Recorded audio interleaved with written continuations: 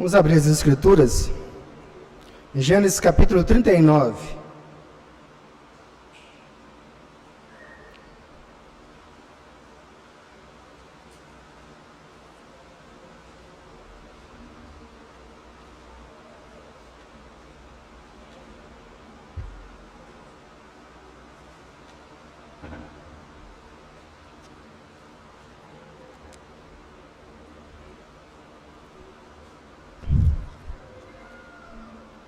Gênesis capítulo 39, aquela que é a palavra de Deus, lâmpada para os nossos pés e luz para o nosso caminho. Nós vamos ler do versículo 1 até o versículo 6, depois conforme fomos trazendo a pregação, vamos adiantando nesse capítulo. Gênesis capítulo 39, eu lerei, os irmãos, por favor, acompanhem. José foi levado ao Egito e Potifar, oficial de Faraó, comandante da guarda egípcio, comprou dos ismaelitas que o tinham levado para lá. O Senhor era com José, que veio a ser homem próspero e estava na casa de seu senhor egípcio. Vendo Potifar que o Senhor era com ele e tudo que ele fazia o Senhor prosperava em suas mãos, logrou José mercê perante a ele e a quem servia, e ele pôs por mordomo da sua casa. Ele passou as mãos tudo que tinha. E desde que o fizera mordomo de sua casa e sobre tudo que tinha, o Senhor abençoou a casa do egípcio por amor de José. A bênção do Senhor estava sobre tudo o que tinha, assim em casa como no campo. Potifar tudo o que tinha confiou às mãos de José, de maneira que, tendo por mordomo, de nada sabia, além do pão com que se alimentava. José era formoso de porte e de aparência. Até aqui no momento, meus irmãos, vamos orar. Deus de misericórdia e de bondade, nós louvamos o teu nome, porque tu és grande para conosco, Deus em graça, misericórdia derramada sobre nós, mais uma vez nessa manhã. Te louvamos por mais um dia do Senhor, na qual encontramos contigo aqui, ó Deus, respondemos ao chamado do Senhor, para cultuar, ó Deus, de maneira solene a ti, ó Deus, juntamente com o povo da aliança. Te agradecemos também pela tua palavra, pela tua providência, ó Deus. Ela chegou até as nossas mãos. Mas, ó Deus, se não for o teu Santo Espírito nos iluminando, ó Deus, de que adianta, ó Deus, temos esse sagrado livro em nossas mãos? Necessitamos de teu Santo Espírito. Dá-nos teu Santo Espírito, ó Deus, para que possamos, ó Deus, aprender do Senhor, sermos iluminados, ó Deus, para então podermos, ó Deus, obedecer tudo aquilo que o Senhor coloca na tua palavra para nós. Nós te louvamos por tudo, em nome santo de Jesus. Amém. Meus irmãos, vocês já ouviram daquela frase, aquela famosa frase, usada muito no evangelismo e às vezes até para induzir as pessoas a se convencerem, não se converterem, aquele clichê, né? um jargão de evangelismo atual,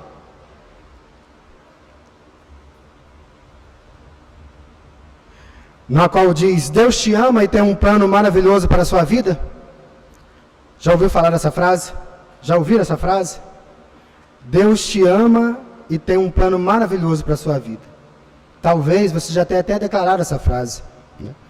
No livro A Firme Esperança, o autor, falando sobre esse texto, ele diz que José deve ter crescido ouvindo muito sobre o plano maravilhoso de Deus para a vida dele. E ele tinha motivos para isso. Afinal, a sua família havia sido escolhido por Deus para ser o povo de Deus, uma grande nação. Seria o povo de Deus. Nós lemos isso lá em Gênesis capítulo 35, versículo 11, que diz assim: Disse mais: Eu sou o Deus Todo-Poderoso. Sê fecundo e multiplica-te. Uma nação e multidão de nações sairão de ti, e reis procederão de ti. Então, sobre a vida da família de José, havia essa promessa. Também algo que fazia lembrar que ele tinha um plano, que Deus tinha um plano para a vida dele, era que ele era filho da esposa favorita de seu pai. Jacó amava muito a Raquel. Seu pai o amava muito também. Ele não somente o amava muito, como também o mimava muito. Seu pai o amava porque ele era filho da sua velhice. Nós lemos isso em Gênesis capítulo 37, versículo 3. Diz lá assim: ora, Israel amava mais a José que a todos os seus filhos, porque era filho da sua velhice. E essa expressão, filho da sua velhice, faz uma ligação entre José e Isaac, que era filho da velhice de Abraão. Então isso provavelmente levou, nós lemos lá filho da velhice de Abraão em Gênesis 21, versículo 2.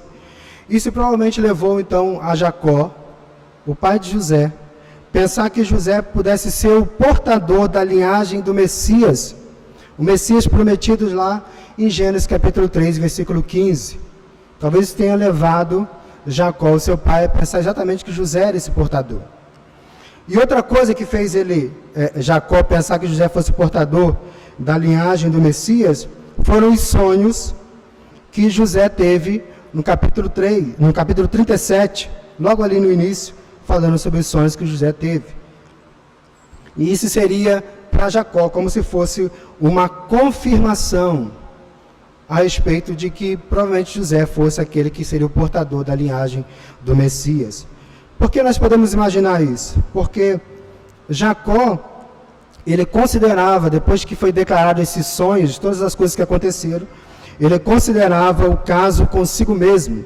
Gênesis capítulo 37, versículo 11.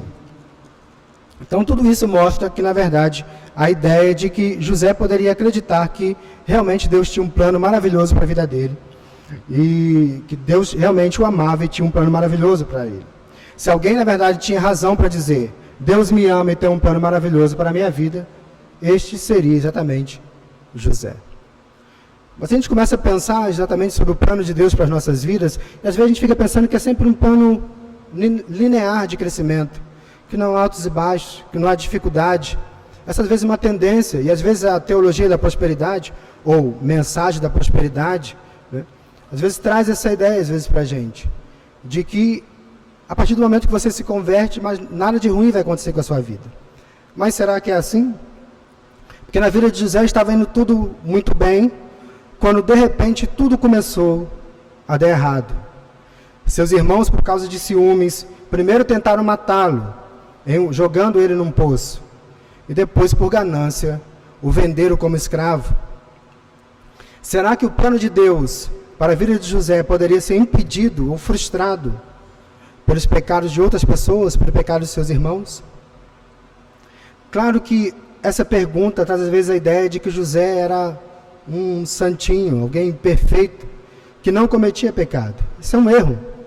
Muitas vezes a gente tem ideia a respeito de José, porque não vemos pecados tão grosseiros na vida dele. E o próprio capítulo 39 vai mostrar que ele resistiu à tentação. Mas José não era sem pecado. Vamos para Gênesis capítulo 37, versículo 2. Mantenha a sua Bíblia aberta. Nós vamos pregar no capítulo 39, mas vamos puxar alguns versículos. Gênesis 37, versículo 2, diz assim: e essa é a história de Jacó. Tendo José 17 anos, apacentava os rebanhos com seus irmãos, sendo ainda jovem. Acompanhava os filhos de Bila, os filhos de Zilpa, mulheres de seu pai. Preste atenção nessa frase final. E trazia mais notícias deles a seu pai. José trazia um relatório a seu pai. A expressão que eles colocam aqui é que José trazia mais notícias deles. Para nós, para o português, para a nossa cultura, a expressão mais notícias pode significar algo verdadeiro ou algo falso. Mas para a cultura hebraica, ou para a língua hebraica, esse dá uma conotação de que ele trazia notícias falsas a respeito, um relato falso e maldoso a respeito de seus irmãos. Um relato falso e maldoso, ou seja, José teria levado um relato fabricado ou até talvez exagerado a respeito de seus irmãos. Com certeza isso para manter o seu status como seu pai. Talvez ele aumentasse um pouco a respeito das coisas de errado que seus irmãos faziam, ou que não estavam fazendo certo. Então ele exagerava um pouco. Nós podemos ver também um pouco de orgulho e exaltação própria quando José conta os seus sonhos no capítulo 37. Ele conta aos seus irmãos e aos seus pais o primeiro sonho, e aí seus pais e seus irmãos não respondem muito bem. Mesmo assim, ele conta o segundo sonho, de maneira exaltada, muitas vezes orgulhosa. Ao contar nesse relato, o relato dos seus sonhos, pode parecer, no mínimo, imaturidade ou insensibilidade de José, ou até pior, orgulho e exaltação. E acredito que seria mais interessante, ou pode se revelar melhor a respeito disso, quando nós lemos o texto de capítulo 37, que acredito que seja realmente isso, orgulho e exaltação. Então a pergunta que fica é, será que os planos de Deus eles podem ser arruinados, frustrados pelos pecados do próprio José? Porque primeiro nós temos seus irmãos pecando contra ele, agora nós vemos que também ele é pecador. Os planos de Deus na vida dele poderiam ser frustrados? Acreditamos que não. Acreditamos que não, por quê? Porque José, no capítulo 39 que nós lemos, ele foi colocado na casa de um oficial do faraó, um egípcio, de uma alta patente. Então tudo indica que agora o plano ia começar a entrar no seu ajuste. Se realmente José tinha que ser colocado numa posição sob liderança, de autoridade sobre seus pais e seus irmãos, o melhor lugar que ele estaria para ficar é numa posição ou de escravo ou servo de um homem de posição lá no Egito. Se tinha um lugar onde José poderia reatar esses planos, o plano dele seria no Grande Egito. Então, talvez trabalhando muito bem, talvez sendo um bom servo, ele poderia vir, talvez, a ser colocado diante do faraó. Talvez o faraó fosse visitar Potifar, ou talvez o próprio Potifar indicasse José, um ótimo empregado, um ótimo servo, até ficar no palácio do faraó. Então a gente começa a pensar que talvez José pensasse, parece que o plano está voltando ao normal. Mesmo eu tendo sido tirado da casa dos meus pais, talvez as coisas estivessem voltando ao normal. Além do mais, no versículo 2 do capítulo 39, versículo 2 do capítulo 39 diz: o Senhor era com José, que veio a ser homem próspero. Então, tudo o que José colocava as mãos, tudo que José pegava para fazer, Deus prosperava. E Deus tinha dado também, no versículo 3, vendo Potifar que o Senhor era com ele, e tudo que ele fazia, o Senhor prosperava em suas mãos, logrou José mercê, favor da parte do seu patrão. Então eles estavam mais uma vez mostrando que realmente o plano de Deus para a vida de José estava entrando num novo caminho. Então realmente José agora tinha o favor do seu patrão. Um outro sinal também que o plano estava seguindo de maneira tranquila, linear, sem qualquer percalço depois que ele saiu da casa dos seus pais, era que José começou a incorporar a promessa abraâmica de ser uma bênção às nações. Tudo o que Potifar confiava nas mãos de José prosperava.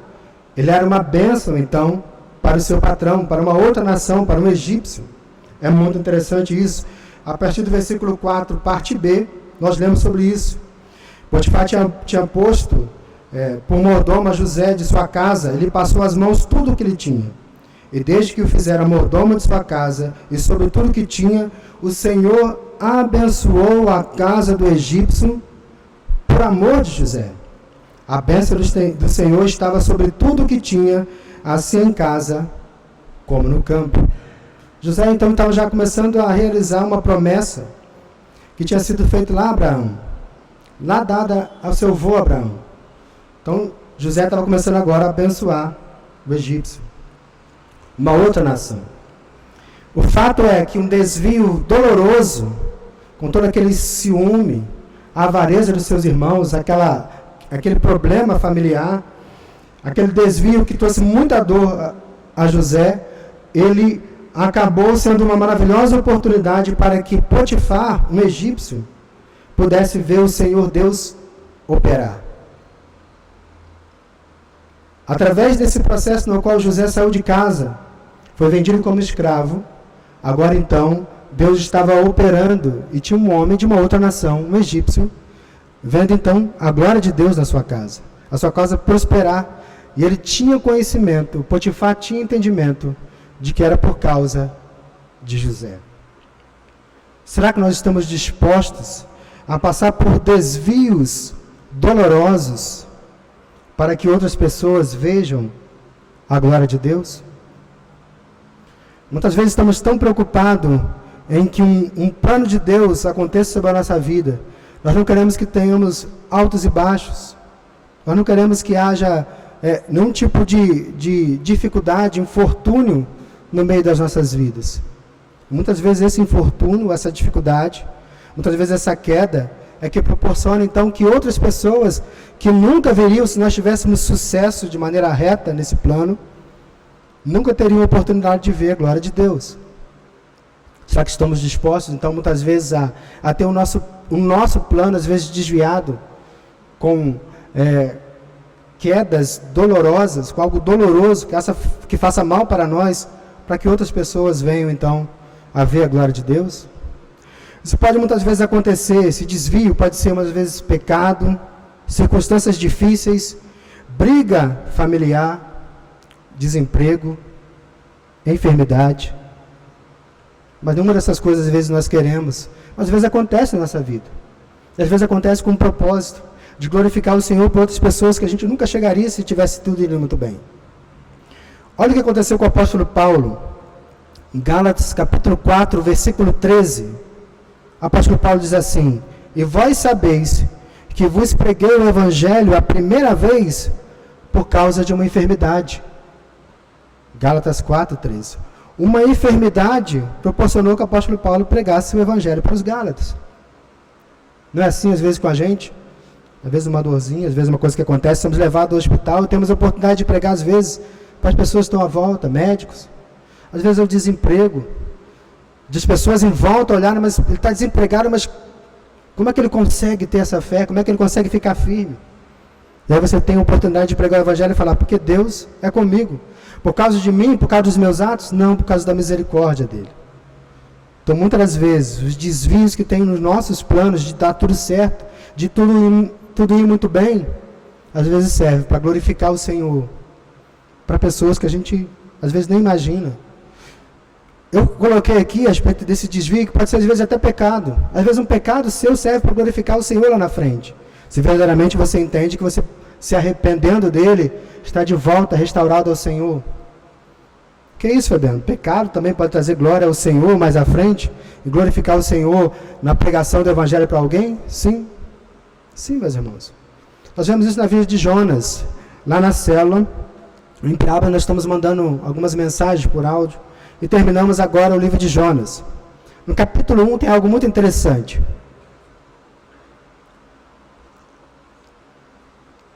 Jonas é chamado para pregar o Evangelho em Nínive. A linguagem ali é que é muito claro. Não tem algo que vá atrapalhar Jonas a entender qual é a mensagem. Vá a Nínive e pregue. É uma mensagem clara, direta da parte de Deus. O que Jonas faz? Desobedece e procura ir para Tarsis. Procura um navio, então, para poder ir para Tarsis. E ali, ele acaba encontrando marinheiros. E acaba encontrando marinheiros e o próprio Deus tentando trazê-lo de volta. Deus usa um grande vento, uma grande tempestade, para trazê-lo de volta, então, para o Senhor. E ali, os próprios marinheiros acabam tendo um encontro com o Senhor, temendo a Deus, através de um pecado de Jonas. Deus conduziu, Deus estava governando todas as coisas, mesmo com o pecado de Jonas, para então alcançar os marinheiros, que depois fizeram votos, sacrifícios e temeram ao Senhor. Isso não aconteceria com aqueles marinheiros, se Jonas não tivesse caído em pecado. Então, às vezes, o desvio da ideia que nós temos de plano perfeito de Deus, um plano sem qualquer tipo de dificuldade, às vezes, vem para glorificar o Senhor, para que o Senhor seja, então, exaltado sobre a vida de outras pessoas. Bem, até aqui tudo está no capítulo 39, do versículo 1 até o versículo 6, até onde nós lemos, tudo está seguindo uma linha da maneira que nós queremos crer que é o plano de Deus. A ideia é de sirva a Deus e tudo vai dar certo para você, né? Ou, como algumas pessoas falam, a ideia da vitória, agora é só vitória. Não é assim. O fato é que, enquanto estava tudo indo muito bem com José, de repente algo acontece, volta tudo a dar errado de novo. Vamos ler agora do versículo 7 até o versículo 18, capítulo 39 de Gênesis, 37 até o 18.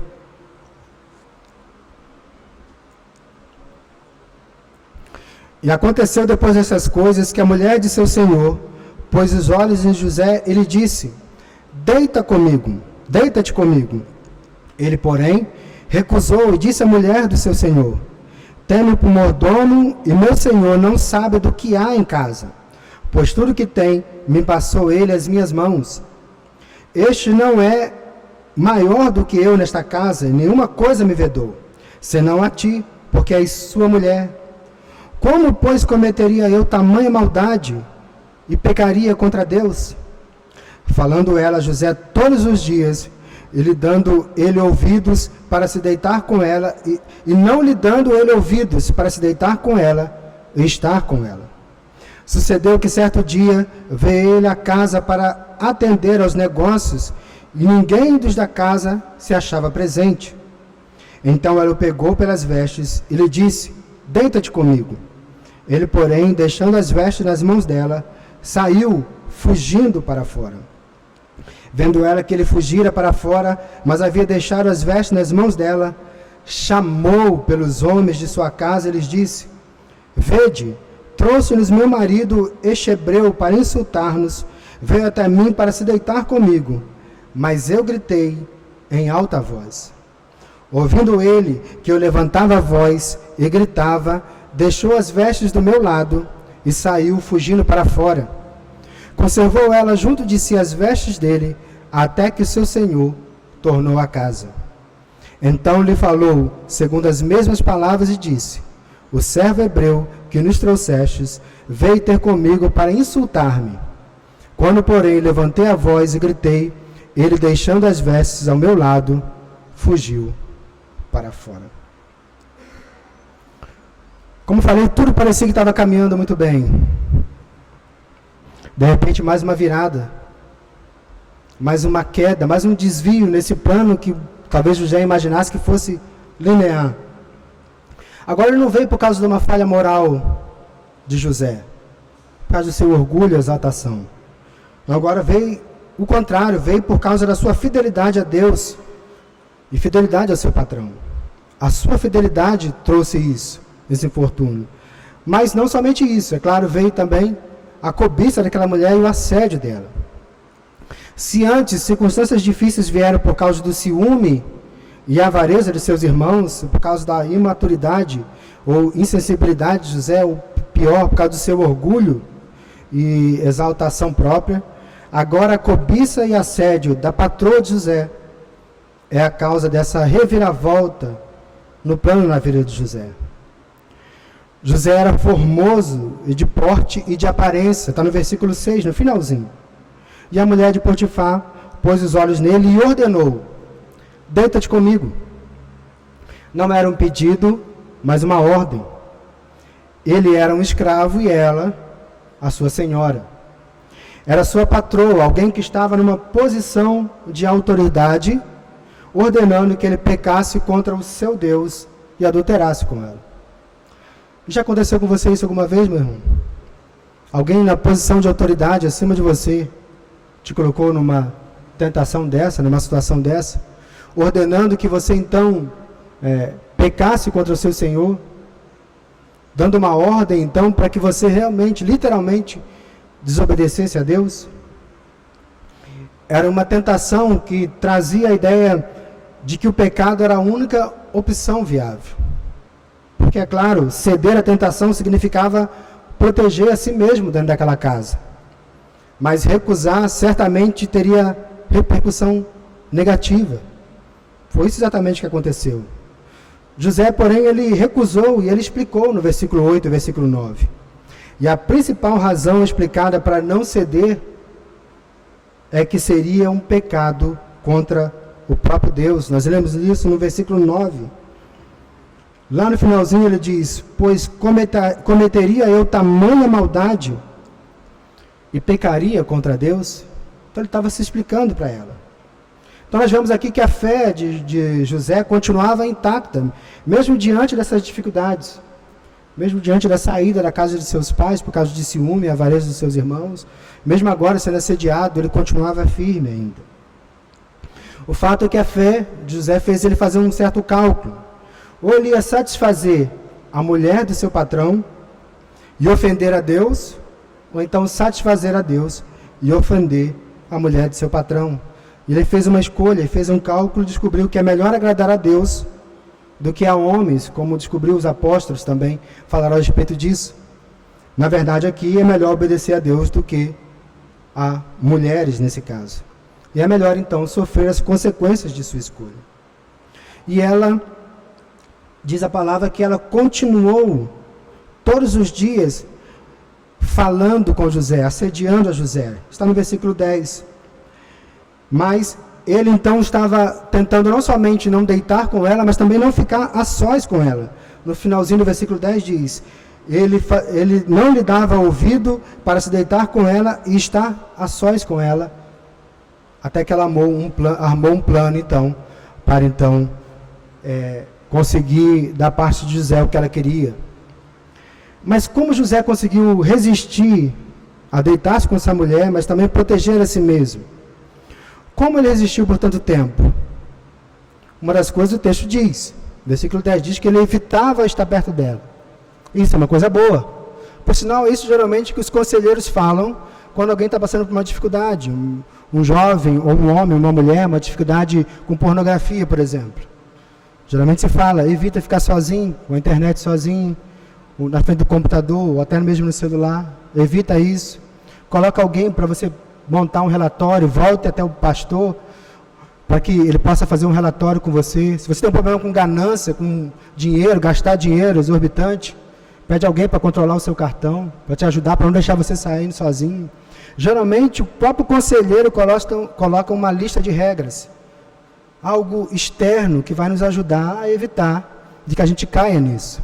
E assim, muitas das vezes, isso nos ajuda a resistir à tentação. Mas o fato, meus irmãos, que não podemos confiar simplesmente nessas regras. Aliás, não é que nós não podemos confiar nas regras. Não é que não podemos confiar nos mandamentos. Nós temos os 10 mandamentos, temos um catecismo maior que esmiuça bem cada um dos 10 mandamentos, mostrando para a gente muito claro o que a gente tem que fazer.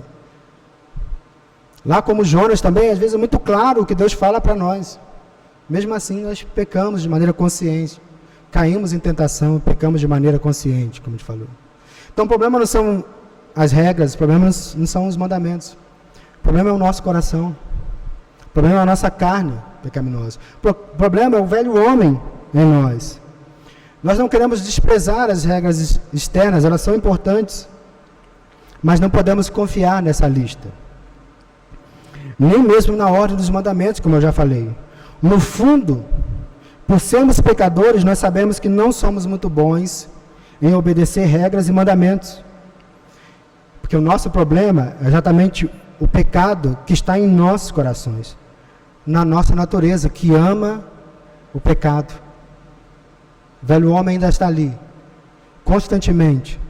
E ele constantemente nos empurra em direção a cairmos na tentação. Nos empurra para cairmos na tentação. Por que nós pecamos, meus irmãos? Porque o mundo lá fora peca, a gente sabe muito bem, mas porque nós ainda crentes, ainda pecamos, ainda caímos em tentação? A resposta é porque nós amamos o pecado, nós amamos pecar. Você pode achar isso estranho, mas reflita por um pouco. Se o pecado não nos atraísse, ele não teria qualquer poder sobre nós. Algum tipo de atração tem ainda, mesmo nós ainda crentes. Ainda há sobre nossas vidas. Nós cedemos ao pecado porque o consideramos muitas vezes atraente, benéfico, prazeroso ou vantajoso. Tiago, capítulo 1, de 3 a 15, fala sobre isso. Fala somos atraídos pela nossa própria cobiça. O que dá poder ao pecado? Exatamente o velho homem em nós, a nossa natureza ainda que temos que mortificar, nossa natureza pecaminosa, que temos que mortificar todos os dias. Você pode até dizer, eu amo a Cristo. Sim, eu peco às vezes, mas eu amo a Cristo. E isso é verdade, nós amamos o Senhor. Mas no momento em que nós pecamos porque amamos mais o pecado naquele momento do que a Deus. No momento da nossa ação pecaminosa, o amor ao pecado foi maior do que nosso amor por Cristo. Isso é fato. No momento que nós caímos em tentação, que nós pecamos, é porque o amor ao pecado, nossa atração, nossa cobiça por ele foi ainda maior do que nosso amor por Cristo. Então, qual é a solução? Como nós vencemos a tentação do pecado? Se nosso problema do velho homem, da nossa natureza pecaminosa, é amar o pecado, nós precisamos de um amor ainda maior, de um afeto ainda maior. Devemos todos os dias orar ao Senhor, para que derrame mais ainda, para que nos dê mais amor ainda por Cristo e por sua obra. Devemos conhecer cada dia mais o Evangelho, de tal maneira que ele esteja em nossos corações para não pecar contra o Senhor. Não é isso que o salmista diz? Salmo 119, versículo 9, ele pergunta, como o jovem pode manter puro o seu caminho? Versículo 11 ele diz, guardei a tua palavra, o Evangelho do Senhor, no meu coração para não pecar contra ti. Isso é fato. Quanto maior o nosso amor por Cristo, quanto mais tempo passamos com o nosso amado, quanto mais tivermos de terno afeto por Ele, mais longe ficaremos do pecado. Ainda vamos tropeçar muitas vezes, mas será mais fácil ainda nós conseguirmos resistir à tentação. Não por causa das regras da lista, como eu falei, é importante, mas principalmente por causa do nosso amor aumentando cada dia mais por Cristo Jesus. Esse, na verdade, é o nosso verdadeiro problema. Circunstâncias difíceis não nos levam a pecar. Outras pessoas não nos levam a pecar. Mas o nosso próprio coração, que nos induz a pecar, porque deseja algo mais do que agradar a Deus.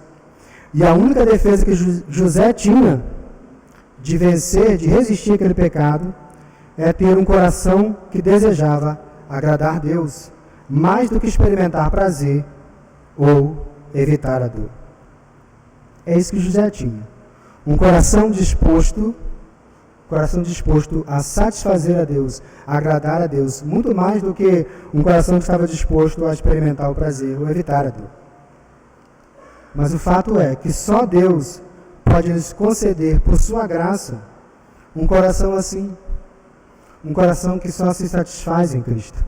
Por isso devemos continuar orando a Ele, por isso devemos continuar lendo as Escrituras, conhecendo mais a respeito do Evangelho, conhecendo mais a respeito da obra de Cristo na cruz do Calvário. O que nós precisamos, irmãos, o que nós precisamos para viver a nossa vida cristã, para seguir o plano de Deus, mesmo com altos e baixos, às vezes quedas, é literalmente amarmos cada vez mais o Senhor. Já indo para o final, meus irmãos,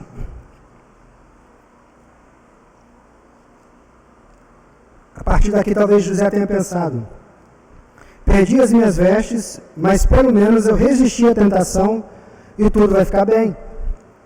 Com certeza, de alguma maneira, Deus vai me ajudar. E aí Potifar vai entender que, na verdade, eu não pequei contra ele. Algo vai acontecer. José se correu e fugiu do pecado, mas isso não resolveu o problema.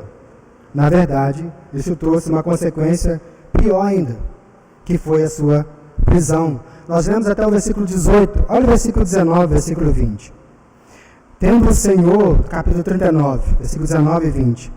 Tendo o Senhor ouvido as palavras de sua mulher, como lhe tinha dito, desta maneira me fez o teu servo, então se lhe acendeu a ira. E o Senhor de José o tomou, o lançou no cárcere, no lugar onde os presos do rei estavam encarcerados. Ali ficou ele na prisão. Potifar ficou sabendo da possibilidade, da possível traição, da suposta traição de José. E eu falo suposta porque dá a entender que realmente Potifar não acreditou muito na sua esposa. Porque naquela época, o castigo para uma ofensa como essa seria a pena de morte, com execução imediata. Mas Potifar mandou ele para a prisão, então tudo indica que ele não acreditou de tudo nisso. Mas mesmo assim, José vai para a prisão, mais uma queda. Mais uma vez ele está no fundo do poço. Foi falsamente acusado e culpado de um crime terrível que ele não cometeu. Talvez a pergunta de José, ou a tentação de José agora seja: onde está Deus quando um crente sofre injustiça? Onde está Deus quando um crente sofre injustiça? Afinal de contas, ele agiu corretamente, fez o que era certo, resistiu à tentação, mas o Senhor Deus não impediu que uma grande injustiça fosse cometida contra ele. Quantas vezes nós pensamos assim? Quantas vezes você procura agir correto em uma determinada situação e mesmo assim você sai prejudicado? Às vezes monetariamente, às vezes por outra situação, às vezes de uma forma ruim. Porque às vezes as coisas dão errado para mim, mesmo que eu tenha feito tudo certo. Às vezes a gente pensa dessa maneira. Isso é normal muitas vezes acontecer conosco. Eu vou à igreja, eu dou meu dízimo, eu oro, eu faço isso, eu evito aquilo, eu faço, eu aconteço, e mesmo assim eu não sou abençoado, ou pelo menos eu não sou abençoado da maneira que eu acho que mereço. Muitas vezes nós pensamos assim, mas pensar assim revela na verdade o nosso coração. Quantas vezes, por causa de injustiça, nós pensamos dessa maneira? Eu fiz tudo certo nisso. Deus, eu fiz tudo certo. Por que aconteceu isso comigo? Por que eu não fui abençoado? Por que você não me protegeu da maneira que eu merecia? Isso revela o nosso coração. Esse coração é um coração movido por desempenho. Esse coração pensa assim: somos salvos sim pela graça. Nenhum cristão vai pensar algo diferente. Mas o sucesso na vida cristã depende do meu desempenho. Quanto mais eu vou na igreja, quanto mais eu tenho zelo espiritual, quanto mais eu oro, quanto mais eu leio a palavra, quanto mais eu evangelizo, quanto mais eu participo das coisas do Senhor, mas então Deus tem que me abençoar. Muitas vezes chega nessa situação de nós falarmos: Deus tem que me abençoar, porque eu estou fazendo tudo certo. Sim, a salvação é pela graça, mas minhas boas obras, zelo, disciplina e piedade, santidade, merece as bênçãos nessa terra, pelo menos. Não é possível, Senhor. O fato é que esse coração revela que muitas vezes nós queremos usar nossa fidelidade e obediência ao Senhor, que é um dever cristão, como moeda de troca, para arrancar as bênçãos de Deus. Mas as bênçãos de Deus, meus irmãos, minhas irmãs, temos que aprender todos os dias, eu também estou aprendendo sobre isso. As bênçãos de Deus são concedidas por graça, e por graça somente, e não por desempenho. O fato que Deus pode te abençoar por obedecer em algo, por ser piedoso em algo, Deus pode usar isso para te abençoar. Sim, mas tudo isso é graça, não é por causa do que você fez. Lembre-se disso, toda caminhada cristã é a graça de Deus. Muitas vezes nós queremos fazer de Deus nosso devedor, e eu já vi isso aqui muitas vezes, irmãos. Muitas vezes irmãos colocando Deus na parede. Deus, eu fiz isso para o Senhor, fiz um propósito, fiz um voto, fiz isso, fiz aquilo. Por que o Senhor não me dá isso? Por que eu não recebi isso? E esse é o outro lado desse coração. Esse coração, quando ele não recebe a bênção que ele achava que merecia, ele fica ressentido com Deus, fica irado. Às vezes não bate aquela: fui injustiçado, mesmo fazendo tudo certo, aquele ressentimento no nosso coração. Temos que cuidar do nosso coração em relação a isso, irmãos. O fato que esse tipo de obediência, esse tipo de fidelidade, de piedade, não é uma piedade que agrada a Deus, mas é uma piedade, uma obediência que é usada para trocar algo com Deus e conseguir o que realmente esse coração pecaminoso quer. Para conseguir algo, não se agrada do próprio Deus. Não devemos ser assim.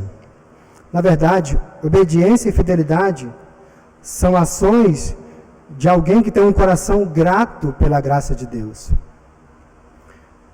A fidelidade, a obediência, ela é uma resposta, a única resposta realmente adequada ao amor de Deus, ao sacrifício de Cristo.